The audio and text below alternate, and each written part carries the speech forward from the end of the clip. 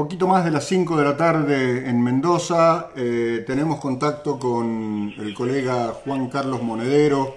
Él es especialista en economía. Juan Carlos, Miguel Lisanti, Santiago Jiménez y Julio Rudman te saludan. ¿Cómo estás? ¿Qué tal? ¿Cómo estáis? Buenas tardes, buenas noches aquí en Madrid. Gracias por atendernos nuevamente. Cada tanto, y viendo las noticias que recibimos de Europa, pensamos en tener una actualización de una película que tiene un desarrollo más o menos conocido, pero no sabemos en dónde desemboca. Aquí lo... Sí, te escuchamos. Dime. Sí. Adelante, Juan Carlos. Vale. Que tengo mucho retorno y no sabía. No, aquí la película que nos mira a la cabeza es Los Otros, ¿no? Donde la gente está muerta y todavía no lo sabe. Hay cierta preocupación por la improvisación del gobierno, un gobierno que pensaba que con apelar a su condición de gobierno de la derecha iba a suponerle el perdón de todos los pecados por parte de la derecha europea, pero la derecha no tiene amigos, solo tiene intereses. Y estamos en un escenario donde cada vez que el presidente del gobierno habla, cada español debe más dinero. En el rescate de Bankia ya nos acercamos a los 600 euros por cabeza y las cifras indican que deberíamos cada español 7.000, 8.000 euros. Es decir, nos acercamos a cifras como las que llevaron a Islandia a hacer un referéndum para plantear qué parte de la deuda era legítima y qué parte de la deuda era ilegítima. Y yo creo que nos están llevando a esa tesitura. Es decir, un gobierno y también de alguna manera un partido socialista noqueados, intentando salvar no sé qué tipo de armarios políticos de sus partidos, y una ciudadanía que cada vez se está alejando más, que no entiende cómo nos pueden quitar 10.000 millones de euros en educación y sanidad porque no había otro remedio, y una semana después aparecen 24.000 millones de euros para salvar una banca dirigida en las últimas 3 ocasiones por políticos del Partido Popular que se han ido con millonarias indemnizaciones. Yo creo que se están rompiendo todos los pactos y se están pisando todas las líneas rojas. Juan Carlos, te quería consultar porque esta situación que están viviendo se ha acrecentado, se ha incrementado con el Partido Popular en el gobierno, pero comenzó con el PSOE gobernando España. La pregunta concreta es, bueno, ¿qué pasa si todas las políticas del Partido Popular llevan a un fracaso? Los ciudadanos españoles van a tener que tomar una determinación por un proyecto que no sea ni del PSOE ni del Partido Popular. ¿Qué otros espacios hay? Bueno, yo creo que los pueblos inventan las herramientas que necesitan en cada momento histórico. Y creo que la pauta nos la está dando Grecia. El otro día comentábamos algo que más allá de que resulte gracioso no lo es muy gráfico. Matrimonios se acuestan por la noche, el marido da vueltas y vueltas en la cama, la mujer, ¿qué te pasa? Estoy preocupado, ¿qué te pasa? Estoy preocupado, pero cuéntame, no, es que le debo al vecino 6.000 euros y no tengo cómo pagárselo. Y la mujer sale al patio y grita, fulanito, mi marido no tiene los 6.000 euros para pagarte. Regresa a la cama y el marido le pregunta, ¿pero qué has hecho? Y dice, bueno, ahora el que no puede dormir es él. Yo creo que lo que ha hecho Syriza en Grecia es asomarse al patio europeo y decir, esa deuda no la reconocemos, esta deuda es ilegítima, no vamos a pagar, porque es que no hay dinero para pagar todo lo que están reclamando. Son unos agujeros sin fondo, no sé, la sensación de la balsa de la medusa, ¿no? Es decir, los ricos en el barco y cada vez quitando más alimento de la barquichuela donde está colgando el resto de la ciudadanía. Yo creo que llegado a ese punto tendrá que surgir una formación política o alguna de las existentes que se atreva a romper. Yo creo que aquí le debiera corresponder a Izquierda Unida, pero yo creo que Izquierda Unida todavía no está en esa tesitura. Y sobre todo hay una cosa muy clara que hemos aprendido históricamente: nunca es un partido el que da respuesta a la ciudadanía, sino que es una ciudadanía la que exige a los partidos políticos una respuesta. Sí, Juan Carlos, quería preguntarle acerca de qué trascendencia le da usted al triunfo de François Hollande en Francia y a la pérdida de algunas elecciones comunales por parte de Angela Merkel y a la eventual emisión de los eurobonds. Miren, me gustaría ser más optimista, ¿no? Aunque sea con aquello que planteaba Bertrand Russell, de que un optimista es un idiota simpático y un pesimista es un idiota antipático. No estaría tentado de ser optimista aunque pareciera un idiota, aunque la realidad es que lo más que podemos ser ahora mismo es optimistas trágicos o pesimistas esperanzados. Hollande lo que plantea es repetir una solución que de alguna manera pospone para el futuro la solución. Es decir, ¿de qué sirve seguir dando a la maquinita de hacer dinero? ¿De qué sirve seguir estando en manos de los bancos? ¿De qué sirve estar generando déficit, estar generando deuda para no enfrentar el problema real, ¿no? Yo creo que Hollande, bueno, por lo que implica Francia, intenta dar una solución que no implique decirle a las francesas y a los franceses: miren, todo esto era medio mentira.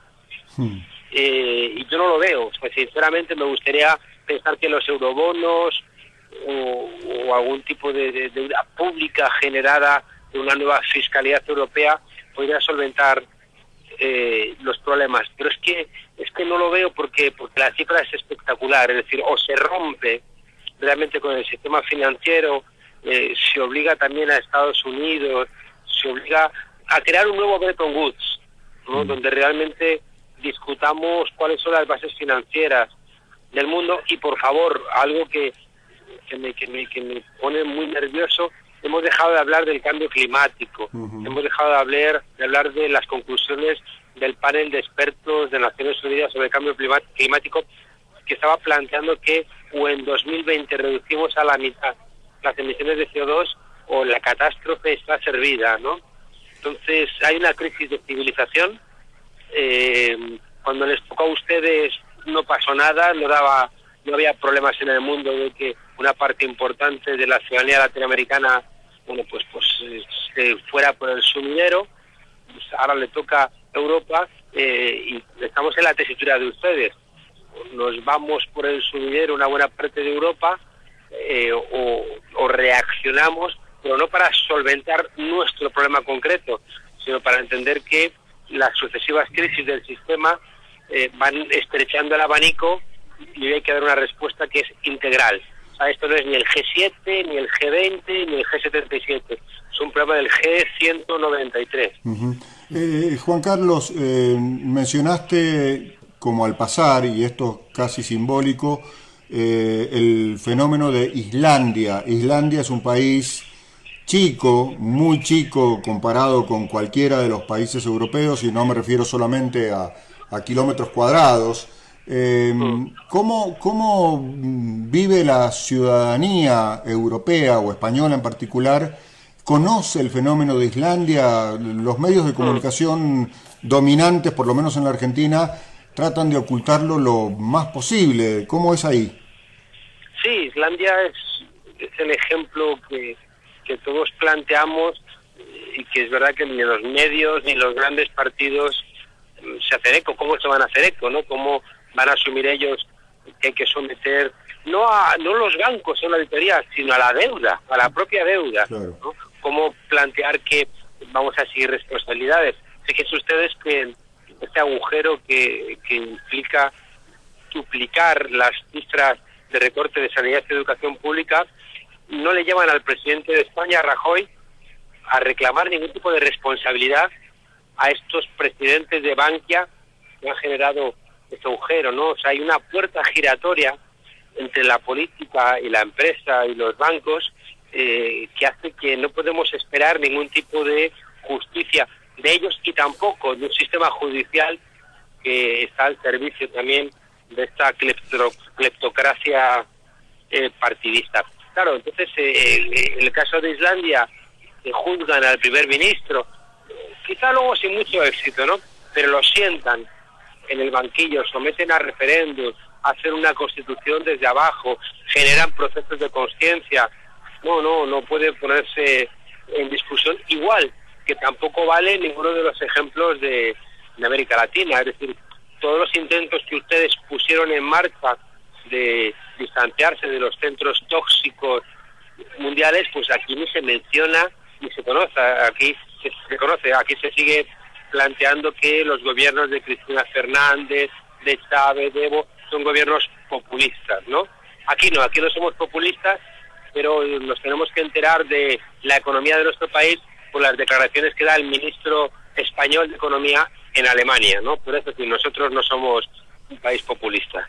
Hablando de eso, veo todos los días las imágenes de los líderes, algunos entre comillas, de los países europeos que se reúnen prácticamente todos los días para resolver, también entre comillas, los problemas de los países de Europa, para definir qué va o qué tiene que hacer Grecia para quedar dentro de Europa, qué tiene que hacer España, qué debe hacer Portugal, qué debe hacer Italia.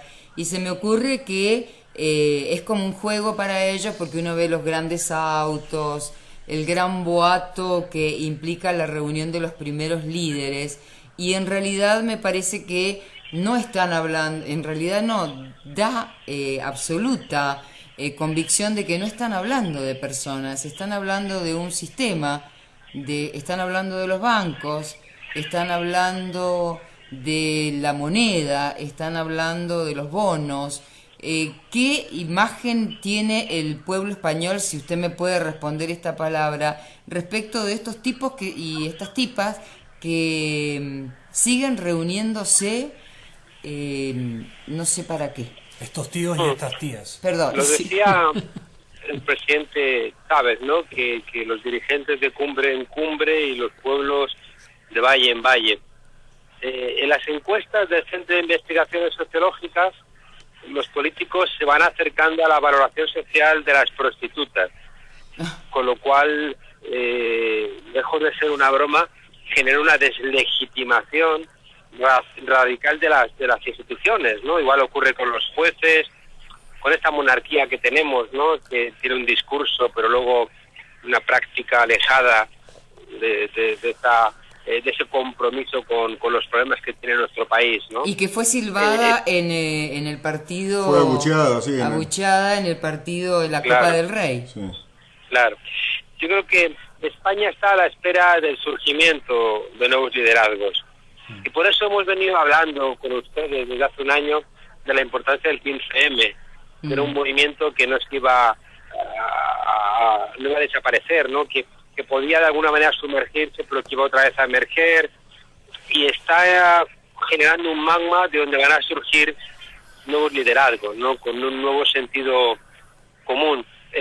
Yo recordaba, según estaba usted haciendo la pregunta, recordaba una película de Bertolucci, creo recordar, que era El último emperador, y recordar ese señor que había sido tan poderoso, despojado de cualquier tipo de aristocracia, en una cola, como otros más, haciendo su trabajo y recibiendo su comida, ¿no? Sí. Uno se imagina a estos supuestos líderes, a estos supuestos grandes hombres y mujeres sometidos a esa condición de normalización ciudadana.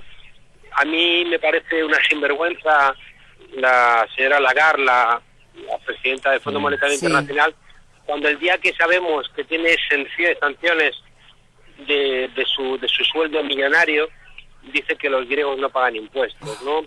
Es un doble rasero tan grosero, tan ordinario, que lo que va haciendo es generando crecientemente conciencia en toda Europa, ya digo, a la espera de que esto cuaje en un liderazgo diferente que diga hasta aquí hemos llegado.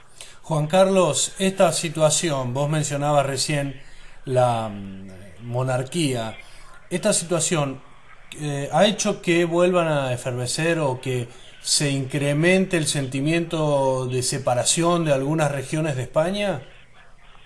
Claro, porque es un sentimiento muy sencillo. Yo creo que en momentos de crisis se genera mucho miedo, y la idea de que tú puedes encontrar una salvación en un reforzamiento de la identidad concreta, pues es muy sencillito, y sobre todo cuando hay líderes que van a exacerbar ese sentimiento identitario para encontrar más espacio electoral. Pero si España tiene dificultades en conjunto para salir, parece bastante una salida muy mediocre pensar que lo va a poder hacer Cataluña o el País Vasco, donde es verdad que es un problema mal resuelto, sobre todo porque el pensamiento crítico de la izquierda le dejó España a la derecha. Claro. Es decir, no hubo un esfuerzo Claro. de construir una España referenciada en Lorca, en Machado, en la resistencia de 3 años al fascismo, la revolución de Asturias, en la Constitución de Cádiz, en los comuneros, no sé, es decir, en una serie de elementos de la historia de este país donde estuvimos avanzando en la construcción del pensamiento crítico, de la construcción de la Ilustración. En cambio, dejamos una España referenciada únicamente a la derecha, que ha hecho un discurso ininterrumpido desde Viriato, Don Pelayo, los Reyes Católicos, la Contrarreforma, Austrias, Borbones, Carlistas, Franco y hasta la actualidad. Y esa España no es atractiva. Entonces, si alguien puede ser otra cosa, tampoco es extraño. En el siglo XIX, cuando se estaba discutiendo en el Código Civil español quién era ser español, quién lo tenía, quién tiene la nacionalidad española, saltó, quiero recordar, Romano, es decir, español es el que no puede ser otra cosa. O sea que si de repente alguien puede sentirse catalán o vasco, la tentación de renunciar a esta identidad compartida de estos últimos 5 siglos, pues está servida. En la crisis que derivó en 2001 en la Argentina, y aún hoy, nosotros vemos, hablando de líderes precisamente, una exasperante baja calidad en los líderes, concretamente de la derecha o de la neoderecha en la Argentina. ¿Qué pasa con los líderes europeos, con los grandes nombres que están, como decía Miriam, reuniéndose cada 15 minutos para ver cómo salvan a los bancos, sobre todo al Banco Central Europeo y a los bancos alemanes, y a sus hijos putativos, los bancos españoles y etcétera? ¿Qué pasa con la calidad de los líderes? Los líderes en América Latina, los líderes opositores de esta nueva América Latina, son gente de muy bajo nivel. ¿Es así? ¿Es así también en España? Sí, porque además los líderes de la derecha vienen del mundo empresarial, y los últimos 30 años de neoliberalismo cambiaron cualquier tipo de empresario schumpeteriano, competitivo, de esos empresarios que realmente eran hombres de empresa, por rufianes que utilizaban sus cercanías al poder político para obtener algún tipo de prebenda, y su comportamiento rentista, y por tanto su calidad pues está a la altura pues de cualquier burócrata que tiene prebendas por parte del Estado, ¿no? Entonces es verdad que los grandes líderes mirados de cerca, decir que son pequeñitos es poco. No olviden ustedes que han mencionado a François Hollande, pero perfectamente en vez de Hollande podía estar en su lugar Strauss-Kahn, claro, que era el que estaba realmente predestinado para ese cargo, hasta que de repente algo se le torció en el camino y sabemos que es una persona vinculada a todo tipo de presuntos delitos, de excesos, de hoteles de 3.000 euros la noche, más allá de los ataques sexuales, las redes de proxenetismo. Es decir, son gente demasiado alejada del pueblo. Ayer estaba en Venezuela, he venido hoy a España, y estaba allí el alcalde de Marinaleda, que es el alcalde de un pueblito del sur de España, cercano a Sevilla, que tiene una gestión cooperativa, muy cercana a la gente, y ese alcalde se puso un sueldo de 1.200 euros porque él decía que él no podía cobrar más que la gente a la que representaba, y que su casa no podía ser más grande que la gente a la que representaba. Claro, es un tipo problemático porque su comportamiento, si se emula, deja a todos los políticos lejos de esa idea que tienen de que la política se está para ganar dinero, para obtener privilegios y prebendas, ¿no? Un mal ejemplo, claro. Entonces, claro, hasta que no construyamos unas referencias políticas de ese orden, pero no porque, insisto en lo de antes, no porque haya gente que lo haga, sino porque el pueblo lo reclame. Es decir, que yo no me creo que de repente vengan líderes a solventarnos todos nuestros problemas si nosotros no estamos dispuestos. En el capítulo 26 del Príncipe de Maquiavelo dice que para que haya cambio social tienen que darse 3 circunstancias. Tiene que darse fortuna, es decir, que las estructuras preparen el asunto. Tiene que haber virtud, que es el príncipe virtuoso, son los actores virtuosos. Y hay un tercer elemento del que se habla menos, que dice Maquiavelo, hace falta necesidad. Él dice que los israelitas nunca hubieran sido rescatados por Moisés y no hubieran sentido la necesidad de ser rescatados. O Ciro no hubiera podido rescatar a los persas si ellos no hubieran sentido la necesidad. Yo creo que Europa lo que está ahora mismo es construyendo la necesidad de salir de este círculo vicioso. Y cuando tengamos conciencias van a surgir los liderazgos que lo que van a hacer es aunar esas conciencias que ya están circulando. Estoy escuchando, viendo y leyendo que se prepara la Copa de Europa. De fútbol. De fútbol, claro. ¿Usted cree que el pueblo europeo se va a volcar a los estadios? ¿Se va a volcar fuera de los estadios? Sí. Sí. Pues ese es el pan y el circo actual, ¿no? Pero en España tenemos cada semana 3 partidos del siglo. Claro. Con lo cual o uno hace mal las cuentas o falta siglo o sobran partidos. Yo creo que es verdad que hay como un hastío, ¿no? Y hay una cosa que yo me he dado cuenta trabajando en América Latina, es que no es igual no tener y empezar una actividad política para ganarlo que tenerlo y empezar a perderlo. Donde la actividad política se demora más, donde es más fácil engañarse a uno mismo, donde es más fácil intentar ganar tiempo a ver si revierte una situación que uno no termina de creerse. Cómo es que yo tenía trabajo, tenía coche, tenía casa y de repente lo he perdido todo. No, esto no puede ser, esto es una pesadilla. Y es también lo que nos explica que el capitalismo en crisis en Europa, una parte degeneró en fascismo, ¿no? Degeneró en una explicación sencilla que tranquilizaba a estas personas que no se atrevían a enfrentar la realidad. Y eso es lo que nos lleva otra vez a celebrar el nacimiento del 15M, ¿no? Un movimiento que ha roto las matrices de opinión que decían, no, es que hemos vivido por encima de nuestras posibilidades, no, es que somos culpables de lo que nos pasa, no, es que esto hay que solventarlo entre todos. Y el 15M ha dicho, no, yo no he vivido por encima de mis posibilidades, la media de los españoles no hemos vivido por encima de nuestras posibilidades, pero sí que hay banqueros sinvergüenzas y hay políticos que en esa puerta giratoria que están defendiendo a empresarios corruptos, a banqueros corruptos, que al fin y al cabo son los que les están guardando la silla para cuando ellos dejen la política. Juan Carlos, te agradecemos el contacto. Seguramente, como Europa no va a desaparecer, te vamos a seguir convocando a este diálogo. Un placer, aunque no dejo de reconocer que me da tristeza, ¿no? Sí, claro. Porque Europa, que yo creo que fue capaz de sembrar cosas, también ha sembrado mucho daño en el mundo, ¿no? También ha sido muy hipócrita de solventar cosas aquí, pero generar muchos rotos fuera, ¿no? Acá hay una revista... Que nos falte esa conciencia para enfrentar todo esto, no deja de dolerme. Acá hay una revista, Juan Carlos, de humor que se llama Barcelona, que dice que el problema en Europa se soluciona si se encuentra otro continente a quien saquearle las riquezas. Claro.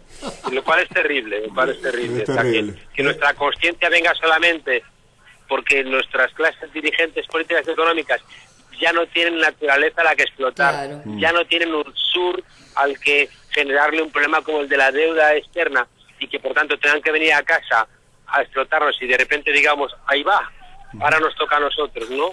Pues no deja de llenarme de vergüenza. Un gran abrazo y hasta la próxima. Ustedes. Gracias. Juan Carlos Monod.